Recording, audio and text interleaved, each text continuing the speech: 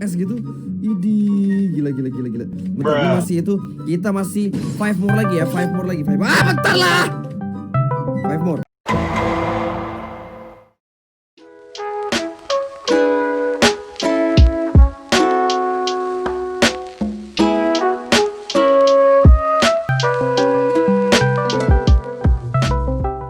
Meanwhile,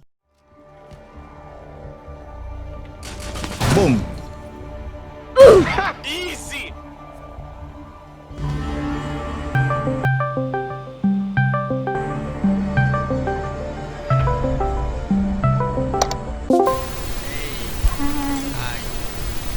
Halo, Mana aja sih kalian?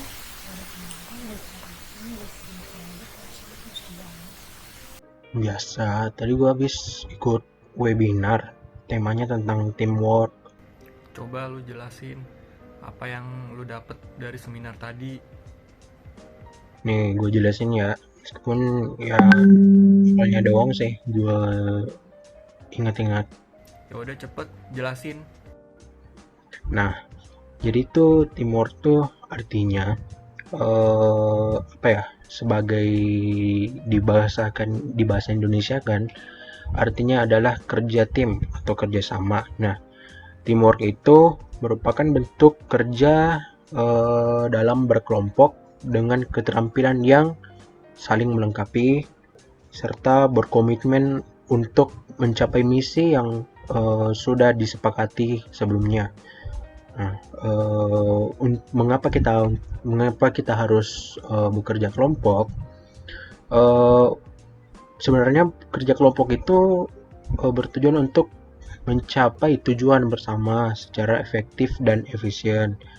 Nah, misalnya nih ya, si A memiliki kekurangan ini, si B memiliki kelebihan ini. Nah, itulah kegunaannya kita saling kerja kelompok, saling melengkapi satu sama lain. Nah, gitu. Kita kan sekarang bahas soal teamwork nih. Menurut gua, sepengetahuan gua loh ya, teamwork itu ada beberapa tipe nggak sih? Ada yang tahu nggak tipenya apa aja gitu? Soalnya gua udah lupa. Gue tahu. Nah, dengerin nih.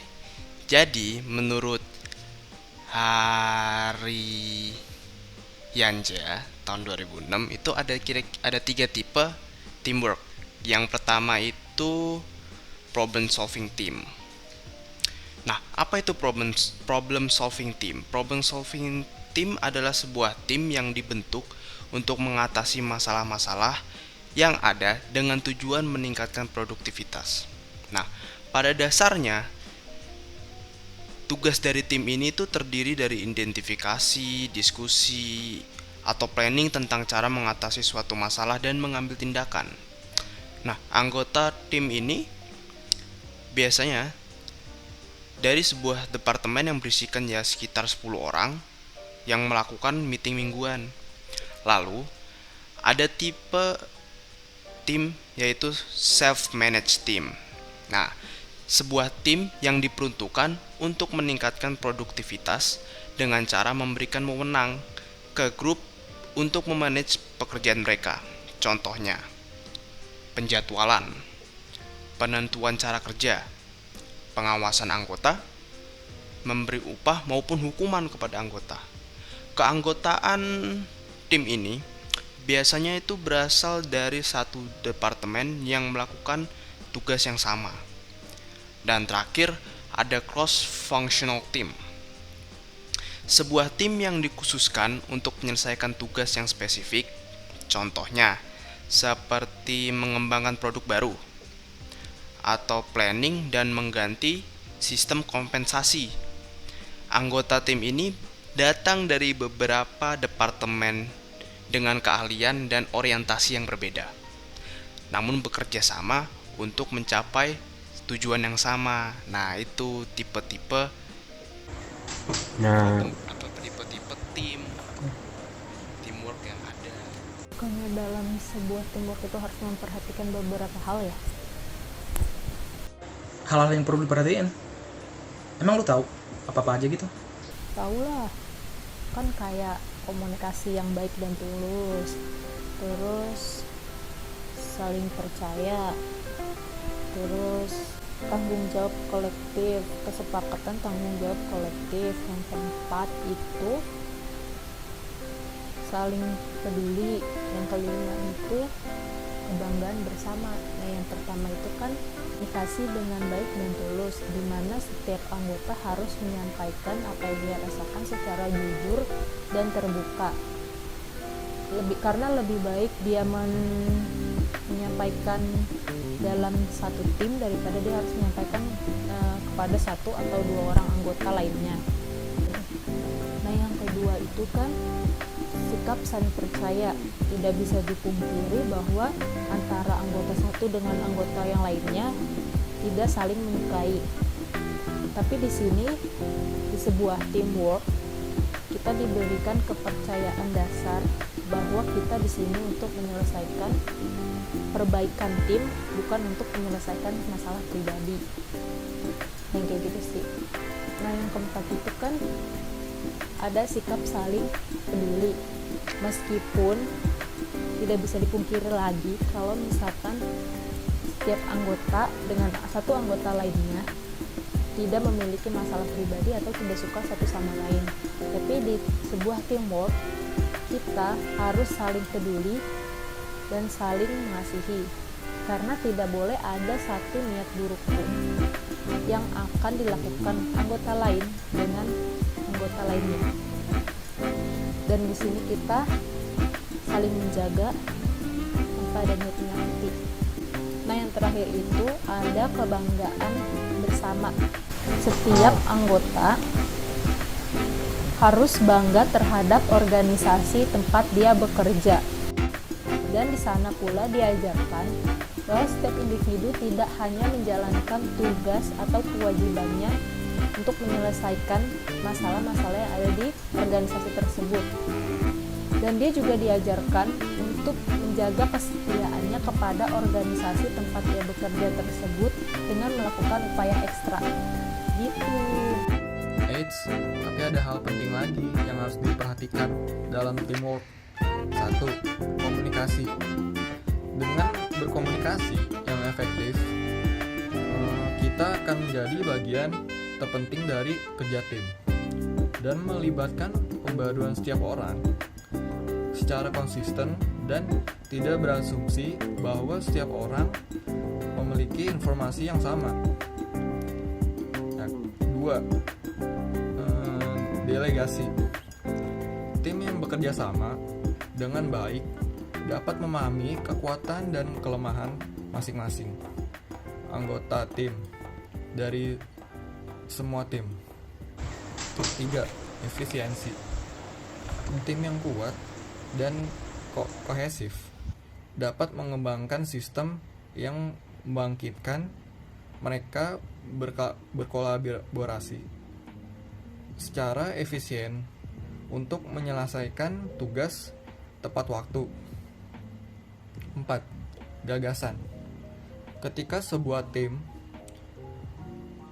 bekerja sama dengan baik, maka akan merasa lebih nyaman menawarkan saran dan ide untuk berpikir lebih kreatif. Tetapi juga akan mengarah pada sesi curah pendapat yang lebih produktif dan kolaboratif. 5. Dukungan. Secara tempat kerja memberikan tantangan, tetapi memiliki lingkungan tim yang kuat dan di tempat dapat bertindak sebagai mekanisme dukungan bagi sesama. Maka dari itu, kita membutuhkan kepercayaan dan saling membantu untuk terus mempertahankan produktivitas secara efisien. Mantap Liando. Sekarang giliran gue nih ya. Ini gue tulis sedikit nih ya, biar nggak lupa. Hal-hal yang penting dalam sebuah kerjasama tim adalah: yang pertama, adanya kontrak ataupun kesepakatan. Jadi kesepakatan yang dibuat antar anggota itu akan membuat anggota jauh lebih konsisten dalam mengerjakan tugas-tugasnya dan tidak bermalas-malasan, sehingga kerjasama tim akan berjalan dengan baik. Lalu yang kedua adalah komunikasi yang baik. Komunikasi yang baik itu sangat berperan penting dalam sebuah kerjasama tim, dikarenakan dengan adanya komunikasi yang baik, para anggota akan jauh lebih merasa dihargai dan jauh lebih ada timbul rasa percaya satu sama lain. Jadi ketika mereka berpendapat dengan ide-ide baru mereka, kita juga harus mendengarkan mereka dengan baik. Lalu kita juga bisa berpendapat, melakukan penyampaian yang baik dengan komunikasi yang baik, dan mereka akan mendengarkan dengan baik. Jika hal tersebut dapat diwujudkan, maka kerjasama tim akan berjalan dengan sangat baik. Lalu ada delegasi. Jadi setiap anggota itu mengetahui kelemahan dan kelebihannya masing-masing setiap anggota lainnya. Dengan hal tersebut, jadi terjadi ikatan antar anggota ataupun antara ketua dengan anggota-anggotanya, sehingga dapat menentukan masing-masing setiap tugas-tugasnya tanpa harus merasa kebingungan. Lalu adanya efisiensi atau efektivitas. Dengan adanya efisiensi, jadi ketika para anggota sudah mendapatkan rasa percaya satu sama lain dan mereka sudah mengetahui kekurangan dan kelebihannya masing-masing, disinilah efisiensinya. Jadi mereka akan ditugaskan di tempat-tempat sesuai dengan kemampuan dan keahlian masing-masing, dan para anggota lainnya sudah tidak perlu ada yang namanya perbedaan pendapat ataupun adanya selek. Jadi karena sudah adanya rasa saling percaya satu sama lain, sehingga sebuah proyek dapat dikerjakan dengan kerjasama tim yang baik. Lalu adanya ide. Dalam sebuah kerjasama tim tentu saja ada beberapa orang yang sangat beraneka ragam dengan ide-ide yang juga beraneka ragam tentunya. Jadi ketika dengan adanya ide-ide yang beragam ini, itu dapat membantu sebuah kerjasama tim itu dalam membentuk sebuah proyek, dalam mengerjakan sebuah proyek agar dapat menciptakan sebuah inovasi-inovasi yang baik, dan terjadi sebuah kolaborasi setiap ide, sehingga dapat menciptakan sesuatu yang baru. Lalu yang terakhir, adanya support ataupun dukungan. Nah, ini juga sangat penting. Kenapa? Mungkin terdengar sepele ya, tapi dengan adanya support dan dukungan dari setiap anggota, mereka dapat saling memperkuat ikatan mereka. Mereka saling mendukung satu sama lain. Jadi ketika ada yang kesulitan, di sini juga saling mendukung dan membantunya. Hal tersebut juga sangat penting dalam sebuah kerjasama tim. Nah, itu tuh yang tinggal bilang ke kalian. Mungkin kalau ada di buku-buku ataupun di internet mungkin jauh lebih panjang ya. Yang tadi gue katakan itu mungkin jauh lebih ringkas agar dapat dimengerti. Dan juga masalah komunikasi, jika memiliki kekurangan seperti gue, kayak misalkan cara ngomongnya tidak jelas, bisa disampaikan dengan pelan-pelan dan penuh pengertian agar mereka dapat jauh lebih mengerti dan dapat lebih menerima apa yang kita sampaikan. Oke, itu aja sih dari gue. Terus peran dan tanggung jawab tim dalam teamwork itu apa aja? Nah, jadi kalau yang gue lihat buku gue sih, ini ada beberapa hal penting untuk membangun kerjasama. Nah, ada 3 nih yang gue sebutin aja. Nah, yang pertama tuh pentingnya komunikasi. Nah, komunikasi itu harus berjalan dengan baik. Komunikasi bertujuan untuk mengoptimalkan pekerjaan yang kita lakukan. Nah, setiap orang tuh memiliki karakter masing-masing. Nah, termasuk bagian mereka berkomunikasi dan memahami orang lain. Nah, yang kedua, untuk membangun tim kerja sama yang baik dan benar adalah kita harus mempertegas tujuan. Nah, kalau mempertegas tujuan itu harus kita memiliki untuk apa kita melakukan suatu pekerjaan tersebut, untuk apa kita melakukan suatu kegiatan tersebut. Nah, Yang terakhir tuh ada rasa saling memiliki. Nah, jadi ya seperti yang pengertian yang tadi yang gue bilang, jika ada yang satu merasa kekurangan, satunya bisa melengkapi. Nah, gitu. Oh gitu. Terus kepemimpinan yang efektif itu seperti apa? Oke, kalau kita bahas soal kepemimpinan yang efektif itu menurut gua sih dia lebih seperti sifat yang demokratis menurut gua ya. Soalnya kenapa gua bisa bilang begitu? Karena pemimpin lebih mengutamakan musyawarah atau berunding dalam mengambil tindakan selanjutnya. Atau maksudnya itu contohnya pemimpin ingin mengambil langkah apa selanjutnya, maka pemimpin tersebut akan melakukan diskusi atau berunding untuk mengetahui suara terbanyak atau saran-saran yang diberikan gitu. Dan gue beringat satu, dan seorang pemimpin itu harus memiliki energi yang positif gitu menurut gue. Soalnya kenapa?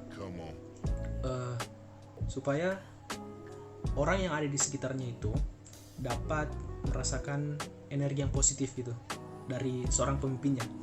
Kalau gue kita artiin sama-sama ya, pemimpin kan itu seorang yang mengontrol segalanya gitu kan. Kita artiin otak lah, otak kita itu adalah seorang pemimpin. Kalau otak kita ini bekerja dengan baik, bekerja dengan normal, otomatis lengan, kaki kita, dan yang lain, organ tubuh kita pasti otomatis bekerja dengan baik juga dong. Lain halnya dengan kalau otak kita ada kesalahan, ada yang rusak mungkin, otomatis tangan atau saraf yang lain pasti terganggu dong, tidak kerja normal lagi. Sama halnya dengan seorang pemimpin. Kalau seorang pemimpin itu bekerja dengan baik, otomatis bawahannya juga akan bekerja dengan baik. Begitu menurut gue. Jadi menurut gue seorang pemimpin itu harus memiliki jiwa yang bertanggung jawab dan harus memiliki potensi untuk terus berkembang sih menurut gue. Karena hal yang pertama dilihat itu bukan dari anggotanya, melainkan dari pemimpinnya. Hal yang pertama dilihat itu adalah pemimpinnya. Kapan pemimpinnya baik, otomatis bawahannya pasti akan baik juga. Itu sih menurut gue. Gue off duluan ya. Gue dipanggil sama gue nih, mau bantu-bantu. Nah, ya udah yuk, udah aja video call-nya. Ya, gue ngantuk nih. Ya udah, gue juga ngantuk. Oke. Ya, Yuk, bye. Good night. Ya. yuk.